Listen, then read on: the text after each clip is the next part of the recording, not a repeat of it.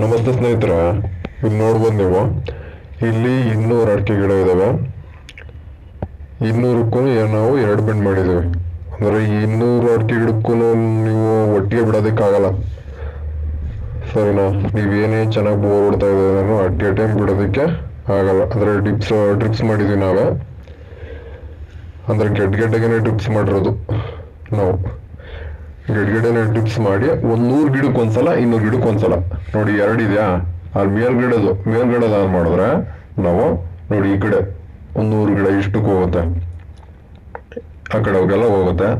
ಮತ್ತೆ ಇನ್ನೊಂದು gate wall ಕೆಳಗಲ್ದು on ಮಾಡಿದ್ರೆ ಇಲ್ಲಿ ರೈಟ್ ಸೈಡಲ್ಲಿ ಇರೋದಕ್ಕೆಲ್ಲ ಹೋಗುತ್ತೆ. ನೋಡಿ ಈ ಕಡೆ 100 ಗಿಡಕ್ಕೆ ಹೋಗುತ್ತೆ ಇಲ್ಲಿ ಇಷ್ಟಕ್ಕೆ. ಆ ಥರ ಮಾಡಿದ್ವಿ ನಾವು. ಅಲ್ಲಲ್ಲೇ ಬೆಂಡ್ಗಳನ್ನೂ ಬಿಟ್ಟಿದ್ದೀವಿ, ದಪ್ಪು ಬೇಕು ಅಂದ್ರೆ ಪೈಪ್ನು ನಾವು ಹಾಯ್ಕೋಬೋದು. ಆ ಥರ ಮಾಡಿರೋದು ನಾವು. ಅಂದರೆ ನಿಮ್ಮ ಬೋರ್ ಮೇಲೆ ಡಿಪೆಂಡ್, ನೀರು ಎಷ್ಟು ಬರ್ತಾ ಇರುತ್ತೆ ಅದ್ರ ಮೇಲೆ ಡಿಪೆಂಡ್ ಆಗುತ್ತೆ ಅಷ್ಟೇ. ಇವು ನೆಟ್ಟು ನಾವು 1 ವರ್ಷ ಆಗೈತೆ ಕರೆಕ್ಟಿಗೆ.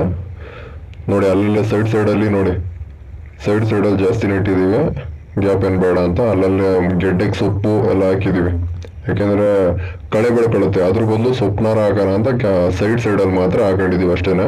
ಮಧ್ಯದಲ್ಲೆಲ್ಲ ಏನು ಹಾಕಿಲ್ಲ.